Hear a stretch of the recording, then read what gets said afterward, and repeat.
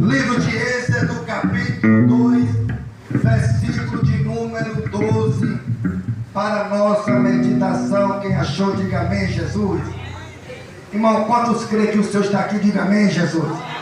Louvado seja Deus. Podemos ler? Livro de Êxodo, capítulo 2, versículo de número 12, que diz assim: E olhou a uma e outra banda, e vendo que ninguém ali havia, feriu ao egípcio e escondeu-o na areia. E tornou a sair no dia seguinte, e eis que dois varões hebreus contendiam, e disse ao injusto: Por que feres o teu próximo? O qual disse: Quem te tem posto a ti por maioral e juiz sobre nós? Pensar matar-me como mataste o egípcio? Então temeu Moisés e disse: Certamente esse negócio foi descoberto. Somente até aqui. Glória a Deus. Certamente esse negócio foi descoberto. Queridos, aqui está uma mensagem. Está escrito que todas as coisas estão nuas diante de Deus, e dos olhos de Deus ninguém se esconde. Talvez você acha que ninguém viu, o irmão não viu, a irmã não viu, o pastor não viu, mas está escrito que todas as coisas estão nuas diante de Deus, e dos olhos de Deus ninguém se esconde. Queridos, depois da morte de José e de seus irmãos e de toda aquela geração, os filhos de Israel começaram a se frutificarem e a crescerem muito rápido. Eu disse que depois da morte de José e de seus irmãos e de toda aquela geração, os filhos de Israel começaram a se frutificarem, a se multiplicarem e a crescer muito rápido. Agora no Egito levanta-se o novo rei, o novo faraó, que não conheceu José e nem a sua importância. Aquele rei do Egito, ele começa a observar o crescimento dos filhos de Israel. O rei do Egito, ele começa a observar que os filhos de Israel, o povo de Israel, está crescendo muito rápido. E isso chamou a atenção do rei do Egito, Faraó. E ali aquele rei, ele chama o seu povo e diz: tenho visto que o filho de Israel, o povo de Israel, está crescendo muito, e a terra está se enchendo dele. Vamos usar de sabedoria para com ele. O povo está crescendo. Então o rei do Egito, ele se sentiu ameaçado com o crescimento dos filhos de Israel. E ele temeu que os filhos de Israel, quando viesse ter uma guerra, ele viesse se ajuntar com o seu inimigo e fosse enfrentar eles. E para parar o crescimento dos filhos de Israel, aquele rei do Egito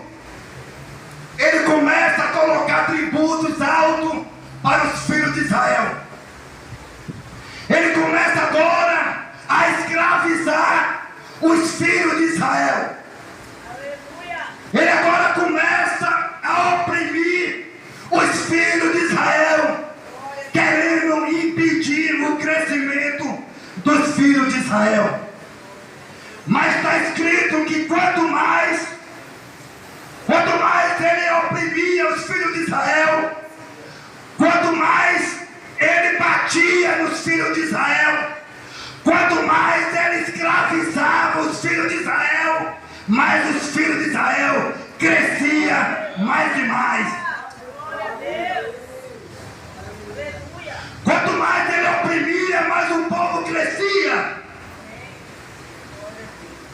Então ele viu que não estava dando certo colocar aqueles tributos altos, escravizar, obras pesadas. E agora ele chama duas parteiras. E aquele rei chega para aquelas parteiras e diz: quando você for ajudar no parto das mulheres hebreias, e quando você perceber que é um menino, você pode matar. E se você perceber que é menina, você pode deixar viver. Só que a Bíblia diz que as parteiras, elas temeram a Deus e não obedeceram a ordem do rei. E uma mulher chamada Joquebede, ela é engravida. E quando aquela mulher engravida, quando a sua criança nasce, ela percebe que a sua criança é um menino. E com medo de perder o seu filho, ela percebeu que era um menino muito formoso. E com medo de perder o seu filho, aquela mãe agora pega aquele filho e esconde para proteger a vida do seu filho. Só que aquela criança começa a crescer, e quando aquela criança já está com 3 meses, a sua mãe não pode mais esconder ela. Quando aquela criança ela tem 3 meses de vida, a sua mãe não podendo mais esconder o seu filho, ela pega o cesto, passa barro naquele cesto, ela passa betume naquele cesto, e ali ela coloca seu filho dentro daquele cesto. E ela leva aquele cesto com o seu filho até o rio Nilo. E quando chega no rio, aquela mãe pega o seu filho e lança naquele rio, dentro daquele cesto. Só que aquela criança, ela tinha uma irmã chamada Miriam. E diz a Bíblia que a sua irmãzinha, ela começa a observar para ver até onde ia aquele cesto, ou até mesmo para ver aonde aquele cesto ia parar. E quando a sua irmãzinha começa a observar, ela vê que a filha do rei, ela desce para se banhar, se lavar no rio. E a filha de Faraó, ela observa que naquele rio tinha um cesto. E ali ela chama a sua criada ou a sua donzela e pede que vá buscar aquele cesto. E quando a filha de Faraó recebe aquele cesto, ela vê que naquele cesto se encontra uma criança chorando e chorando muito. E a filha do rei se compadeceu daquela criança. A filha do rei pega aquela criança e leva até o palácio. Só que aquela criança começa a chorar. Aquela criança começa a chorar. E a sua irmãzinha estava de olho no seu irmãozinho. E como aquela criança não parava de chorar, a sua irmã se aproximou da filha do rei e lhe falou: amamentar essa criança. E a filha do rei diz para ela: pode chamar uma ama para alimentar essa criança.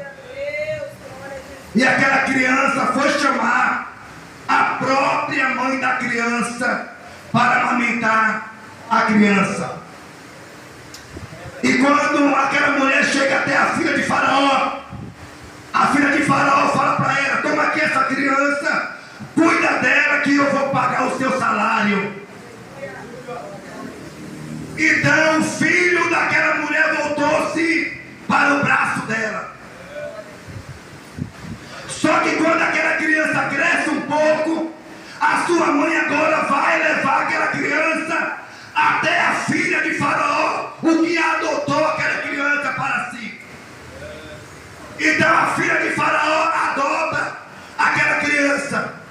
Quando aquela criança chega até a filha de Faraó coloca o nome daquela criança e chama-se Moisés, porque fosse tirado das águas. E Moisés agora cresce no palácio, recebendo toda a educação no palácio. Moisés agora cresce como príncipe do Egito, recebendo os treinamentos no palácio. Quando Moisés agora já está adulto, Moisés descobre a sua verdadeira origem. E quando Moisés ele descobre a sua verdadeira origem, ele agora percebe que o seu povo está sendo escravizado. Moisés agora percebe que o seu povo está sendo oprimido, está sendo escravizado. E quando Moisés sai, Moisés agora pega o egípcio maltratando o hebreu. E Moisés agora age por impulso. Moisés agora se precipita. Quando a gente se precipita, querer fazer aquilo que Deus não mandou, quando a gente se precipita, querer passar na frente de Deus, quando nós agimos por impulso, certamente a gente vai pagar um preço se a gente não esperar o tempo de Deus. E ali Moisés, para defender o seu povo, ele comete um crime. Moisés agora, quando chega naquela situação, que ele vê o egípcio maltratando o hebreu, ele olha para um lado, olha para o outro, achando ele que ninguém estava vendo, ele vai, mata aquele egípcio, enterra o seu corpo na areia e sai daquele local. Só que no outro dia, no dia seguinte, Moisés agora vai tentar apartar uma briga de dois hebreus. E quando ele achava que ninguém tinha visto o crime que ele cometeu, quando ele vai apartar aquela briga, um daquele hebreu injusto fala para Moisés: quem te colocou como maioral sobre nós, ou quem te constituiu juiz sobre nós, vai também me matar como mataste o egípcio? Aí Moisés agora fica sabendo que o seu crime ele foi descoberto, e isso chega até a presença do rei. Agora Faraó quer perseguir, quer matar Moisés. Moisés agora, para defender, para proteger a sua vida, Moisés agora foge para a terra de Midian.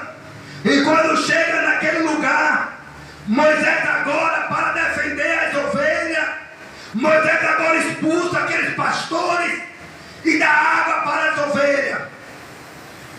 E quando a filha do sacerdote Jetro chega em casa, aquele homem percebe que a sua filha chegou muito cedo, e ele pergunta para a sua filha: o que foi que aconteceu? Por que você chegou tão cedo? E ela começa a contar a história, dizendo que o homem o defendeu, expulsou aqueles pastores, e deu água para as ovelhas. E agora aquele homem quer conhecer Moisés. E aí manda buscar Moisés. Moisés chega na casa de Jetro. E ali começa a trabalhar, apacentando as ovelhas.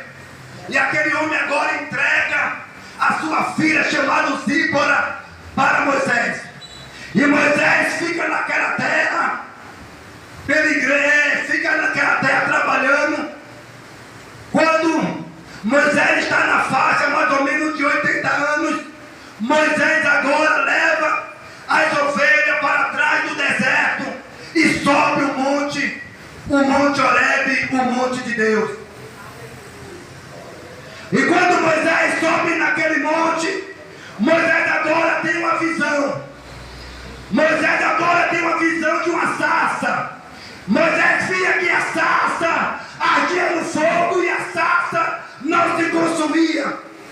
Então Moisés se aproxima para poder ver o que está acontecendo. E quando Moisés se aproxima, Moisés agora ouve a voz de Deus bradar no meio daquela sarça dizendo: Moisés, Moisés, não se chegue para cá, tira a sandália dos teus pés, porque o lugar que tu estás é terra santa. Eu quero dizer que a casa de Deus é lugar de nós se ligar somente com Deus.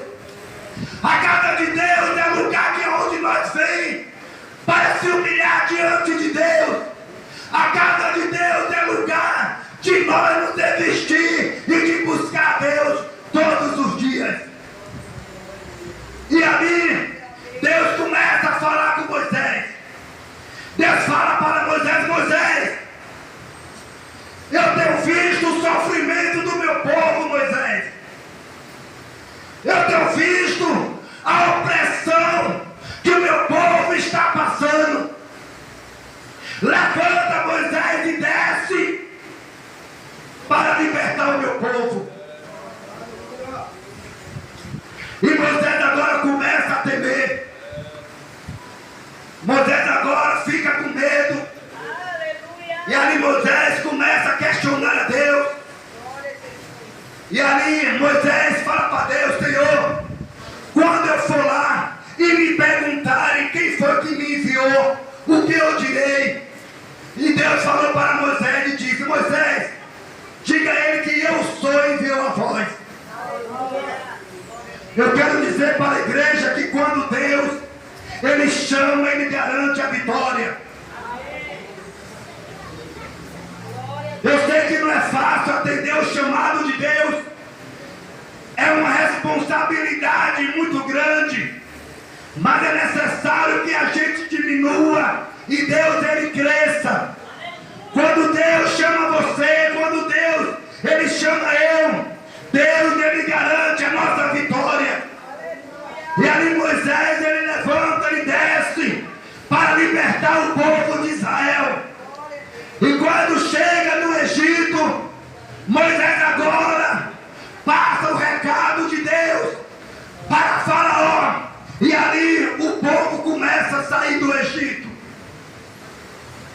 E quando chega diante do Mar Vermelho, aquele povo começa a murmurar. Aquele povo fala para Moisés: Moisés, tu tiraste nós do Egito para nós morrer aqui no deserto. Queridos, se nós lembrar que era nós outro dia, irmão, outra hora, eu acredito que cada um de nós aqui tem um testemunho de milagre para contar.